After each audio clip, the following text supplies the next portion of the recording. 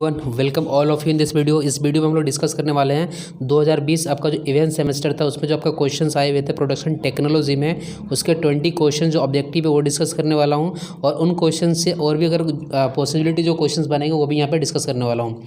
तो इसके पहले मैंने 2019 का जो आपका ऑड सेमेस्टर था उसका भी क्वेश्चन मैं डिस्कस किया हुआ हूँ।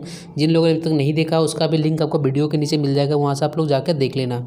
बाकी और भी जितने भी सारे आपके टॉपिक्स है, इन्वेंट्री हो गया, ठीक है, जिग एंड फिक्चर्स हो गया, work study, production planning and control हो गया, इन सब का भी जो ऑब्जेक्टिव क्वेश्चन आपको प्लेलिस्ट पे जाना प्रोडक्शन टेक्नोलॉजी का, वहाँ पे आपको मिल जाएगा, वहाँ से आप लोग जाके वीडियोस देख सकते हो। तो चलिए स्टार्ट करते हैं। क्वेश्चन नंबर फर्स्ट क्या देखो, production of an enterprise refers to. तो प्रोडक्शन जो होता है किसी भी एंटरप्राइज का क्या रिफर करता है, तो प्रोडक्शन का मतलब क्या होता है भाई, कोई भी चीज़ आप गुड्स को प्रोड्यूस करना, तो ये बताता है किसी भी एंटरप्राइज के लिए, और प्रोड्यूस करके उसको क्या करोगे, उसको सेल करोगे, ठीक है।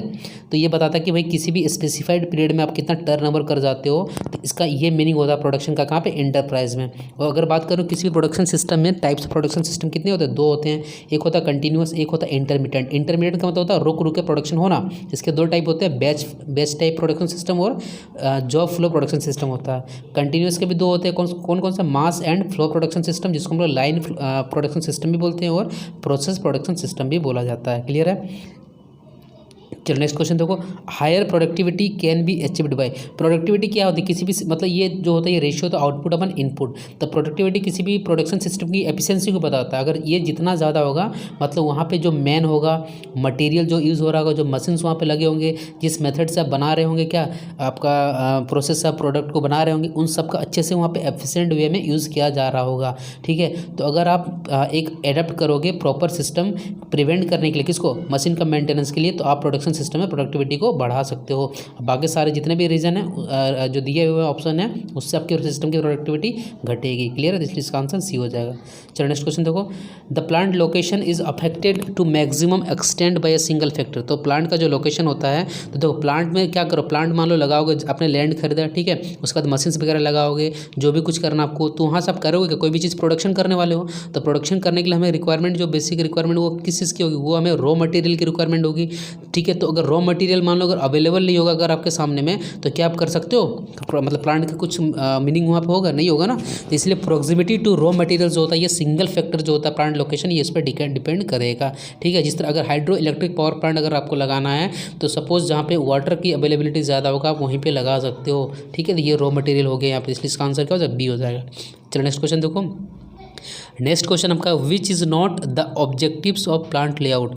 तो प्लांट लेआउट का ऑब्जेक्टिव क्या, कौन सा नहीं है, देखो, तो जो फ्लोर एरिया होता है उसको भाई अच्छे से यूज़ करना है, ये उसका ऑब्जेक्टिव है। मटेरियल हैंडलिंग का मूवमेंट जो होता है मिनिमाइज करना, ये भी उसका ऑब्जेक्टिव होता है प्लांट लेआउट का। To keep the machine break down to minimum, और इसके बाद नेक्स्ट देखो, to maintain flexibility in arrangement of operation. तो भैया ये प्रोडक्शन प्लानिंग एंड कंट्रोल में देखते हैं, तो ये वाला सी बी मतलब जो होता है ये ऑब्जेक्टिव होता है, लेकिन जो डी होता है ये प्लांट लेआउट का जो है ऑब्जेक्टिव नहीं होता है। क्लियर है, इसलिए इसका आंसर डी हो जाएगा। चलो नेक्स्ट क्वेश्चन देखो, क्वेश्चन नंबर 5 क्या है, व्हीकल मैन्युफैक्चरिंग असेंबली लाइन जो होता है इन एन एग्जांपल ऑफ। देखो एक होता है प्रोडक्ट लेआउट जिसको हम लोग बोलते हैं लाइन लेआउट। इसमें क्या होते हैं, अलग अलग वर्क स्टेशन जो लगे होते हैं, जहाँ प्रोडक्ट क्या होता है, यहाँ पे आपका अनफिनिश्ड प्रोडक्ट एंट्री करेगा, और जब बाहर निकलेगा तो वहाँ पे फिनिश्ड प्रोडक्ट आपको मिलने वाला है। तो प्रोडक्ट लेआउट जो होता है व्हीकल मैन्युफैक्चरिंग जितना भी होता है, तो वो प्रोडक्ट लेआउट पर डिपेंड करता है, जिसको हम लोग लाइन लेआउट भी बोलते हैं, ठीक है। प्रोसेस लेआउट को क्या बोला जाता है, इसको फंक्शनल लेआउट भी बोलते हैं। और फिक्स पोजिशन लेआउट जो होता है, जैसे शिप हो गया, एरोप्लेन वगैरह हो गया, तो ये फिक्स्ड पोजीशन लेआउट के अंडर में आता है। क्लियर है, तो इसलिए इसका आंसर क्या हो जाएगा, इसका आंसर हो जाएगा ए हो जाएगा। चलो नेक्स्ट क्वेश्चन देखो, क्वेश्चन नंबर 6 क्या, which of the following material handling equipment used for movement of high volume material. आपने देखा होगा जो सीमेंट की जो फैक्ट्रीज होती है, यहाँ पे जहाँ पे थर्मल पावर प्लांट होता है, तो वहाँ पे कोयले का क्रशिंग, मान लो एक जगह से बहुत ज़्यादा कोयला पहले डंप करके रखा जाता है, फिर उसको क्रश करके एक जगह से दूसरी जगह भेजा जाता है। या तो सीमेंट में जहाँ जो आपका पत्थर यूज़ होता है उसको भी क्रश करके एक जगह से दूसरी जगह पर भेजा जाता है, तो वहाँ पर क्या यूज़ करता है, बेल्ट यूज़ करते हो, लार्ज वॉल्यूम ऑफ मटेरियल को एक जगह से दूसरी जगह तक ले जाने के लिए। इसलिए इसका आंसर क्या, इसलिए इसका आंसर हो जाएगा आपका ऑप्शन नंबर ए हो जाएगा, कन्वेयर्स हो जाएगा, ठीक है। चलो नेक्स्ट क्वेश्चन देखो, क्वेश्चन नंबर 7 क्या है, which is not an example of staff functions in a business organisation. तो एडमिनिस्ट्रेशन जो होता है ये आपका स्टाफ फंक्शन का एग्जाम्पल नहीं होता, बाकी आपका accounting, maintenance, production and sale जो होता है ये आपका स्टाफ फंक्शन के एग्जाम्पल होते हैं, ठीक है। नेक्स्ट क्वेश्चन देखो, क्वेश्चन नंबर 8 क्या है, क्वेश्चन नंबर आपका 8 है, work study essentially compromise the technique of. तो जो वर्क स्टडी होता है ये भाई जो आपका प्रोडक्शन सिस्टम होती है उसकी प्रोडक्टिविटी को बढ़ाने का एक तरीका होता है। तो ये जो होता है इसको करने के दो तरीके होते हैं। कौन सा? एक मेथड स्टडी होता है और एक वर्क मेजरमेंट होता है। मेथड स्टडी मतलब कोई भी अगर आप प्रोडक्ट बना रहे हो, ठीक है, वो इनपुट होता है, उसका कन्वर्जिंग प्रोसेस होता है, देन उसके बाद हमें आउटपुट मिलता है। तो भाई आप क्या करोगे, किसी मेथड से प्रोडक्ट को बनाने वाले हो और उस मेथड को से जब बनाओगे तो उसमें टाइम लगेगा। तो अगर मेथड अच्छा होगा और उसमें टाइम जो है कम से कम लगेगा तो भैया सिस्टम की प्रोडक्टिविटी क्या हो गया, बढ़ गया। तो ये हमें कहाँ से पता चलता है? वर्क स्टडी से पता चलता है। तो मेथड स्टडी को ही बोला जाता है मोशन स्टडी और वर्क मेजरमेंट को बोला जाता है टाइम स्टडी। तो जो वर्क स्टडी होती है इसके दो कौन कौन से पार्ट हो गए? Technique, method study and work measurement. तो इसका आंसर हो जाएगा क्या? बी हो जाएगा। क्लियर है। और इसमें जैसे कि बहुत सारे ऑपरेशंस आपको याद किए जाते हैं, जैसे कि दिए हुए रहते हैं, जैसे ओ फॉर ऑपरेशन होता है, ये जो नोटेशन होता है, डी फॉर डिले हो गया, और ट्रांसपोर्टेशन का कुछ आपका इस तरह का सिंबल होता है। ये जो स्क्वायर शेप होता है ये आपका इंस्पेक्शन में आता है, और आपका ये जो ट्रायंगल होता है इसका मतलब होगा स्टोरेज, ठीक है, टेम्पोररी स्टोरेज। चलो देखो एक क्वेश्चन यहाँ पे बन भी गया, चलो इसको भी डिस्कस करेंगे अभी। अब यहाँ नेक्स्ट क्वेश्चन देखो क्या है। नेक्स्ट क्वेश्चन नंबर 9 का, production cost refers to the prime cost plus. तो प्रोडक्शन कॉस्ट बोलो या तो फैक्ट्री कॉस्ट बोलो, ये जो होता है ये होता है prime cost plus factory overhead होता है, ठीक है। क्लियर है, इसका आंसर ए हो जाएगा। और जैसे हम लोग टोटल कॉस्ट की जो बात करते हैं ये होता है fixed cost plus variable cost. और जब इसमें आपको सेलिंग कॉस्ट की बात करते हो तो आप टोटल कॉस्ट में क्या कर दोगे, मतलब फिक्स्ड प्लस वेरिएबल में क्या कर दोगे, प्रॉफिट को ऐड कर दोगे। यहीं पर हम लोग एक चीज़ पढ़ते हैं क्या, ब्रेक इवन एनालिसिस पढ़ते हैं, जहाँ पे यहाँ पर होता है जिसको हम लोग इसको ऑर्डिनेट बोलते हैं। ऑर्डिनेट में जो होता है क्या होता है, आपका टोटल सेल का यहाँ पे वैल्यू रखते हैं, और एक्स एक्सिस जिसको हम लोग एब्सिसा बोलते हैं, यहाँ पे आपका क्या रखते हैं, वॉल्यूम ऑफ प्रोडक्शन। और ये आपका होता है फिक्स्ड कॉस्ट, ठीक है, ये होता है टोटल कॉस्ट, और ये होता है आपका टोटल सेल होता है। इस पॉइंट को जो यहाँ पे जो कट करता है, यहाँ पे क्या होता है आपका जो टोटल सेलिंग कॉस्ट होता है, टोटल कॉस्ट जो होता है बराबर होता है। इस पॉइंट पे नहीं आपकी प्रॉफिट होती, नहीं लॉस होती। इस पॉइंट को हम लोग बोल देते हैं क्या, ब्रेक इवन पॉइंट बोल देते हैं। At break even point total selling cost is equal to total cost के बराबर होता है। और ये जो एंगल होता है टोटल सेलिंग कॉस्ट और टोटल कॉस्ट, इसको बोलते हैं थीटा, जिसको बोलते हैं एंगल ऑफ इंसिडेंस। ये एंगल जितना ज़्यादा रहेगा आपको क्या लगेगा, ये भैया जितना ज़्यादा रहेगा तो आप इस पॉइंट से जितना ऊपर जाओगे तो आप प्रॉफिट में रहोगे, और इस पॉइंट से जितना नीचे जाओगे आपको लॉस में रहोगे। तो यहाँ पे अगर मैं बात करूँ जो वॉल्यूम प्रोडक्शन अगर एक्स निकालते हो तो एक्स का जो यहाँ पे निकल के आता है F plus P small S minus small B निकल के आता है। बट ब्रेक इवन पॉइंट की क्वांटिटी निकालना चाहोगे तो यहाँ पे प्रॉफिट क्या हो गया, जीरो हो जाएगा। क्लियर है। और वेरिएबल कॉस्ट को बढ़ाने से यहाँ पे ब्रेक इवन पॉइंट की क्वांटिटी बढ़ेगी, लेकिन सेलिंग कॉस्ट को बढ़ाओगे तो ब्रेक इवन पॉइंट की क्वांटिटी घटेगी। ये करके देख लेना आप।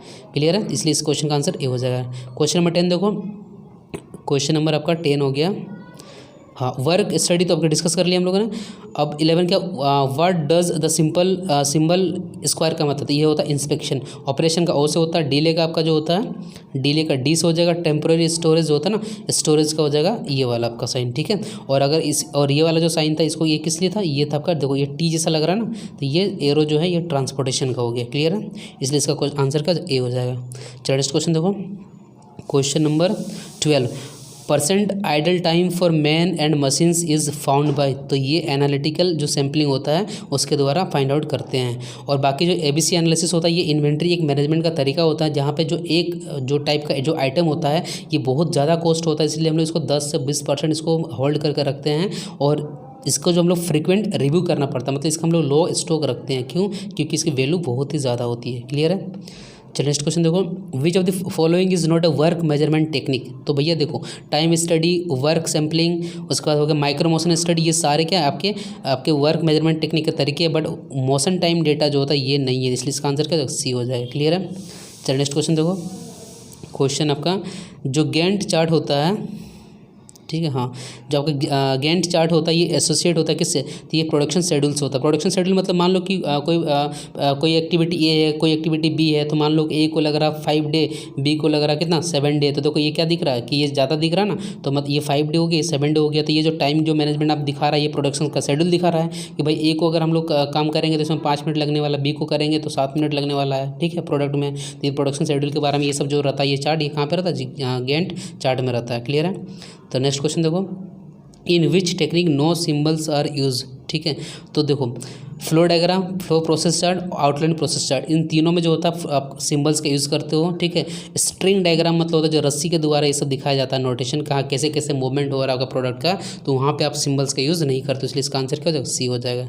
चलिए नेक्स्ट क्वेश्चन देखो, question number 16, job joining ahead of schedule are conventionally shown in job going ahead, मतलब अहेड मतलब क्या कि मान लो किसी जॉब को अगर 5 डे लगा उसके पहले मान लो वो कंप्लीट हो रहा है, तो जो ये जो शेड्यूल होता है, शेड्यूल का भी मैंने बताया प्रोडक्शन शेड्यूल वाला जो आपका रहता है किसी भी जॉब का कि कितना टाइम लगेगा कि नहीं लगेगा, ये कौन बताता, गैंट चार्ट बताता है। क्लियर है। चलो नेक्स्ट क्वेश्चन देखो, question number 17, which of the following represents A group incentive plan. ठीक है, तो इसमें से जो आपका जो स्कैनलन प्लान जो होता है ये आपका रिप्रेजेंट करता है किसको, ग्रुप इंसेंटिव प्लान को रिप्रेजेंट करता है। इसको आप लोग याद कर लेना। ठीक है, इसके बारे में अगर ज़्यादा जानकारी चाहिए तो मेरे भाई इसको आप गूगल पे सर्च कर लेना। चलो नेक्स्ट क्वेश्चन देखो, क्वेश्चन नंबर 18 क्या है, इन ABC इन्वेंट्री कंट्रोल। देख लिया, जो टेक्निक होता है इसमें मैक्सिमम अटेंशन किसको दिया जाता है, भाई जिसका ज़्यादा कॉस्ट होगा उसी को मैक्सिमम अटेंशन दिया जाएगा ना। तो दो आइटम विच आर कॉस्टली, जैसे कि आइटम ए जो होता है वो सबसे ज़्यादा कॉस्टली होता है। ठीक है, कॉस्टली का मतलब अगर मान लो 100 रुपया तुम्हारे पास है तो पता चला कि ए आइटम को खरीदने में आपको 60 रुपया लग जा रहा है। ठीक है, बी वाले को खरीदने में आपको 20 रुपीज़ लग रहा है और सी वाले को खरीदने में आपको लग जा रहा है क्या, ओनली 10 रुपीज़। ठीक है, या तो इसको 50 कर लो, इसको 30 कर लो और इसको 10 कर दो, ये इसको 40 कर दो, इसको 10 कर दो। तो ये तो मीडियम वाला हो गया। सी वाला आइटम इतना सस्ता होता है कि एक बार में खरीद को इकट्ठा रख लेते हैं और इसको एक बार 6 महीने के बाद रिव्यू करते हैं कि ये आइटम मेरा खत्म हुआ कि नहीं हुआ, फिर इसको मंगवाया जाता है। क्लियर है, इसलिए इसका आंसर क्या हो जाएगा, कॉस्टली वाला जो आइटम होता है उसको ज़्यादा अटेंशन दिया जाता है, सी हो जाएगा आंसर।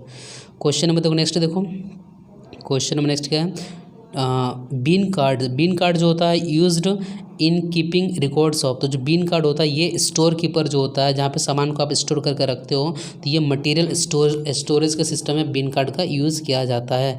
क्लियर है, तो ये आपके टोटल 20 क्वेश्चन हो गया।